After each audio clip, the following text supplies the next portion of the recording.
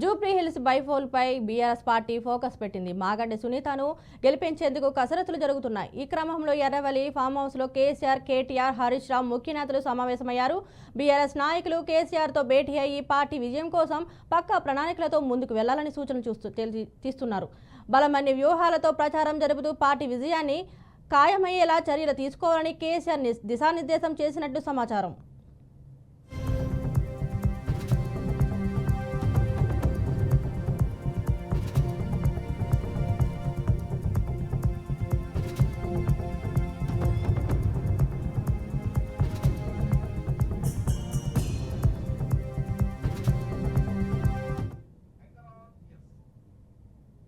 Jubilee Hills బైపోల్పై BRS party focus పెట్టింది. మాగంటి సునీతను గెలిపించేందుకు కసరత్తులు జరుగుతున్నాయి.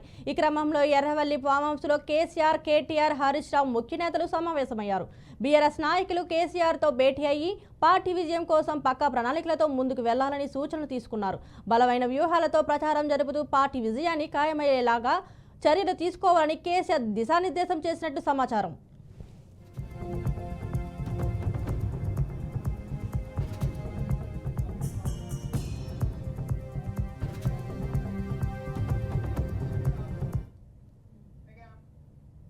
విశాఖపట్నంలోని ఆంధ్ర యూనివర్సిటీలో విద్యార్థుల ఆందోళన విరమించారు. విద్యార్థుల హామీలు నెరవేరుస్తామని వీసీ రాజశేఖర్ చెప్పడంతో స్టూడెంట్స్ శాంతించారు. అలాగే విద్యార్థుల సమస్యల పరిష్కారానికి 3 కమిటీ నియమించినట్లు తెలిపారు. డిఎంహెచ్ఓ, కేజీహెచ్ సూపరింటెండెంట్, జిల్లా స్థాయి సంక్షేమ అధికారితో కమిటీ పనిచేస్తుందని వీసీ రాజశేఖర్ తెలియజేశారు.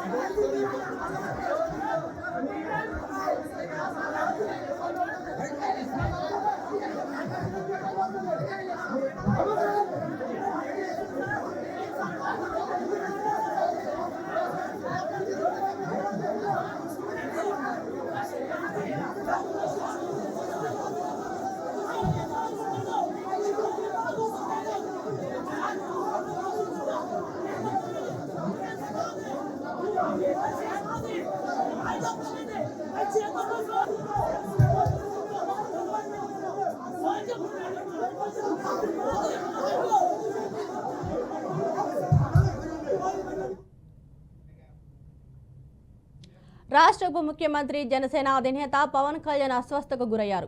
గత కొద్ది రోజులుగా వైరల్ జ్వరంతో బాధపడుతున్న ఆయన మెరుగైన వైద్య పరీక్షల కోసం హైదరాబాద్కు వెళ్లనున్నారు. వైద్యుల సూచన మేరకే ఆయన ఈ నిర్ణయం తీసుకున్నట్లు సమాచారం. మంగళగిరిలో చికిత్స తీసుకున్నప్పటికీ జ్వరం తగ్గకపోవడంతో హైదరాబాద్లో వైద్య పరీక్షలు చేయించుకోవాలని వైద్యులు సలహా ఇచ్చారు. దీంతో ఆయన ఈ రోజు మంగళగిరి నుంచి హైదరాబాద్కు బయలుదేరనున్నారు. రాష్ట్ర ఉప ముఖ్యమంత్రి, జనసేన అధినేత పవన్ కళ్యాణ్ అస్వస్థతకు గురయ్యారు. గత కొద్ది రోజులుగా వైరల్ జ్వరంతో బాధపడుతున్న ఆయన మెరుగైన వైద్య పరీక్షల కోసం హైదరాబాద్కు వెళ్లనున్నారు. వైద్యుల సూచన మేరకే ఆయన ఈ నిర్ణయం తీసుకున్నట్లు సమాచారం. మంగళగిరిలో చికిత్స తీసుకుంటున్నప్పటికీ జ్వరం తగ్గకపోవడంతో హైదరాబాద్లో వైద్య పరీక్షలు చేయించుకోవాలని వైద్యులు సలహా ఇచ్చారు. దీంతో ఆయన ఈ రోజు మంగళగిరి నుంచి హైదరాబాద్కు బయలుదేరనున్నారు. ఆంధ్ర యూనివర్సిటీలో జరుగుతున్న ఆందోళనపై లోకేష్ స్పందించారు. విద్యార్థులను సమస్యలను వినడానికి సిద్ధంగా ఉన్నామని అన్నారు. అలా కాదని వీసీని ఇబ్బంది పెట్టడం కరెక్ట్ కాదని తెలిపారు.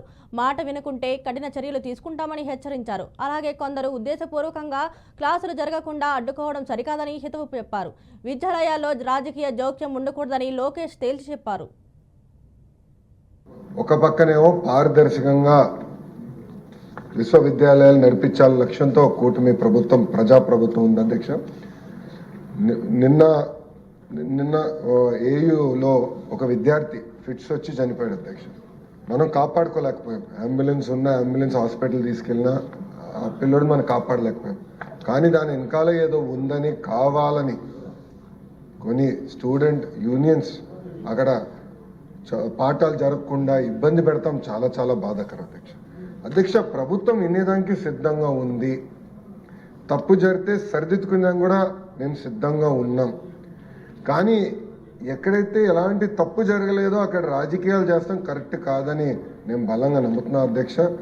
అందుకే ఇప్పుడు విద్యార్థి సంఘాలు కానివ్వండి, వాళ్ళ నాయకులను కూడా కోరేది మొత్తం ఉన్నత విద్య కానివ్వండి, మనం అందరం కలిసికట్టుగా బలోపేతం చేయాలి, మెరుగుపరచుకోవాల్సిన అవసరం మనందరిపైన ఉంది. మీరు కూడా దీంట్లో భాగస్వామ్యులే. కరికులం గురించి మాట్లాడదాం, ఇంప్రూవ్మెంట్స్ గురించి మాట్లాడదాం, కలిసికట్టుగా ముందరికి వెళ్దాం. పారదర్శకంగా అద్భుతమైన వైస్ ఛాన్సలర్స్ నియమిస్తున్నాం, ఎలాంటి పొలిటికల్ ఇంటర్ఫియరెన్స్ లేకుండా నియమిస్తున్నాం. ఎందుకు చేస్తున్నాం అంటే Andhra university among the top 100 యూనివర్సిటీగా తీర్చిదిద్దాలనే టార్గెట్ గౌరవ ముఖ్యమంత్రి నారా చంద్రబాబు నాయుడు గారు నాకు ఇచ్చారు అధ్యక్ష. ఇక్కడ ఏమవుతుందంటే కొంతమంది వాళ్ళ స్వార్థం కోసం కావాలని విశ్వవిద్యాలయాల్లో ఇలాంటి కార్యక్రమాలు చేస్తాం, చాలా చాలా బాధాకరం. ఈ హౌస్ నుంచి కూడా వాళ్ళని కోరుతున్నాను, రండి కూర్చోండి, మన సమస్యలు మనమే పరిష్కరించుకోవాలి తప్ప పెద్ద పోరాటాలు చేయాల్సిన అవసరం లేదు. గత ప్రభుత్వంలో కాదు, ఎక్కడ మేము ఆంక్షలు పెట్టట్లేదు, పోలీసులను పెట్టట్లేదు. అలా అని కావాలని మన వైస్ ఛాన్సలర్ గారిని ఇబ్బంది పెడతాం కానివ్వండి, వాళ్ళ విధులకి ఇబ్బంది కలిగిస్తాం, కరెక్ట్ కాదని వాళ్ళందరినీ నేను తెలియజేస్తూ, రాజు గారు చెప్పినట్లు తప్పనిసరిగా ఒక యాక్షన్ ప్లాన్ తయారు చేస్తాం. దానిపైన కూడా ఏలూరు జిల్లా కుక్కునూరు మండలంలో గోదావరి ఉధృతంగా ప్రవహిస్తుంది. ఇటీవల కురిసిన భారీ వర్షాల కారణంగా గోదావరిలో వరద పెరిగింది. ఎగువ భద్రాచలం వద్ద గోదావరి 40 అడుగుల నీటి మట్టం చేరి ప్రవహిస్తుంది. దిగువ విలీన కుక్కునూరు మండలంలోని గుండేటి వాగులో వరద పోటెత్తడంతో 15 గ్రామాలకు రాకపోకలు నిలిచిపోయాయి. ప్రజలు దాసవరం, అరవవల్లి, కుక్కునూరు ప్రాంతంలోని పలు గ్రామాలను చుట్టూ తిరిగి ప్రయాణించాల్సిన పరిస్థితి ఏర్పడింది. జూలై, ఆగస్టు మధ్యలో గోదావరి 5 సార్లు ఉగ్రరూపం దాల్చడంతో వ్యవసాయ భూములు సాగు చేయడానికి అనుకూల పరిస్థితి లేకపోవడంతో రైతులు తీవ్ర ఆందోళన వ్యక్తం చేస్తున్నారు. రైతులు ఆశతో ఎదురు చూస్తున్న ఈ ఏడాది సెప్టెంబర్ మాసంలో గోదావరి నీటి స్థాయి తగ్గితే మిర్చి, మొక్కజొన్న, పెసర, మినుమ, కంది తదితర పంటలు సాగు చేయాలనుకుంటున్నారు. కానీ గోదావరి ఎడతెరిపి లేకపోవడం వల్ల పొలాలు ముంచెత్తాయి. వేలేరుపాడు మండలంలో గోదావరి వరద పెరిగి 20 గ్రామాలకు రాకపోకలు నిలిచిపోయాయి. కొయిద, ఎడవెల్లి, టేకూరు పలు గ్రామాల ప్రజలు వేలేరుపాడికి రావడానికి తీవ్ర ఇబ్బందులు ఎదుర్కొంటున్నారని స్థానికులు ఆవేదన వ్యక్తం చేస్తున్నారు.